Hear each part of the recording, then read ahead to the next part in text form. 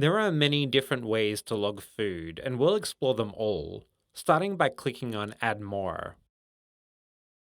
Right now, we're seeing a history of foods I've already logged with FitCounter. The most recent meals, snacks, dinner, lunch, and breakfast are all listed here.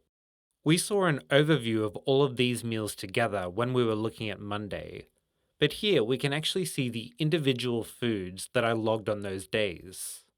When I click the plus icon next to breakfast, it actually re-adds that entire meal. This is evident by the 11 showing in the bottom left corner. Clicking on this shows me the 11 foods that I ate yesterday for breakfast. And this is helpful in two ways. The first is if you eat a regular meal every day, it's very easy to re-log that information. Alternatively, if you eat a similar meal and you want to add or remove items, you can add the bulk in at once and then play around with it before completing the log. You can see the nutritional information for any of these foods by clicking on it here. This is a 30-gram serving of blueberries. The information at the top tells me how this contributes to my overall goals in calories, protein, fat, and carbs. When I scroll down, I can see the Nutri-Score, along with more detailed nutritional facts. For instance, under total carbohydrates, I can see it's low in fiber, and the sugars account for 2.8 grams of the 3 grams of carbs. The unit of measure can be changed between grams and ounces, and you can also change how much is consumed. I'll change it from 30 to 40 grams. Because these blueberries have already been logged, I can use it over and over again, but I might want to create a different name for them. This can be done by clicking on the ellipsis, then selecting Set Alias. Here we can create a new name for this food, what you would like this food to be known as. You can also favorite a food by selecting the heart icon. We'll explore the favorites section in a few moments. When we're done here, click on Save, then exit out of this screen and select Add to Breakfast. This has taken all of those 11 items and put them into our breakfast meal. The meal summary is now updated with our nutritional information. We can scroll down to see all of those foods. And we can remove any of them by swiping to the left and clicking the trash can icon. It's time to fill out the information for lunch, and I can quickly change to that meal by clicking on breakfast. This gives us quick access to our different meals for the day. So when I select lunch, we're there and that's empty. Clicking on Add More again, we're back to the history, but this time I'll click on the Frequent tab. Before, we looked at the food you most recently logged, but Frequent is about the food you most commonly log. Diced avocado is at the top. I use this frequently, but I may not have used it recently. Click the plus icon next to any foods and they'll be added to our list. And you can also use the search bar at the top. But this doesn't only search foods you've added. FitCounter actually has an extensive catalog of foods with their nutritional information available for you. I've typed in Vegemite, which I've never used before, and it's already given me 3 different options that I can choose from, all from their catalog.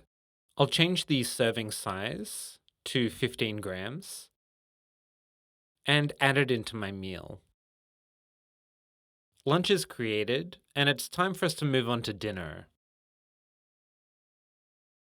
Instead of exploring the history section, we'll go to Your Library. The first tab is our favorites. Here I can quickly add the blueberries that I favorited before, along with any other foods to create my dinner. So far, we've been grouping together individual foods to create a breakfast, lunch, or dinner. But we can go one step further with this, using meals and recipes. Try and think about it this way. A recipe will bring ingredients together to create a dish, but a meal might contain multiple recipes. For instance, if you're doing roasted vegetables, you'll prepare them according to a certain recipe. But you might also have mashed potatoes that have their own recipe. FitCounter has a space for you to store all of your recipes, and then a way of grouping those recipes together into individual meals that can be used again and again.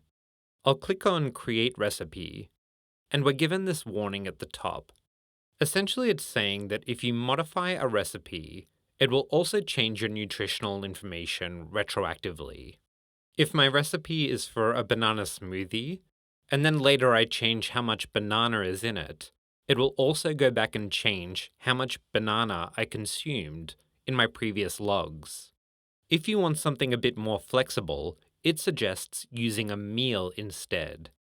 We'll cover meals later, but we'll create a recipe now. To start, I'll give this recipe a name. We will in fact be making a smoothie. And I'll indicate how many servings this recipe creates. Then it's time to add some ingredients. Again, using the plus, I can quickly add the blueberries from before, or bee berries. We set this serving size to 40 grams, and that's what it's using here when we do a quick add. I also want some banana, so I'll do a search for that at the top. Choosing one gives us the nutritional information, but more importantly, I want to determine how much banana I'm using down at the bottom. For this recipe, I want to use specifically 100 grams. I'll throw in a few more ingredients, some avocado, raspberries, and let me do a search for some yogurt. We'll use peach yogurt. Let me review what we've added so far by clicking on the number in the bottom left corner.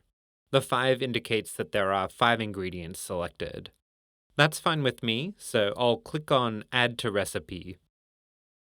Now, most recipes have some steps involved. These can be added if you scroll down a little bit. Under Step 1, we'll want to peel the banana. And as we type, a new text box appears underneath for the next step.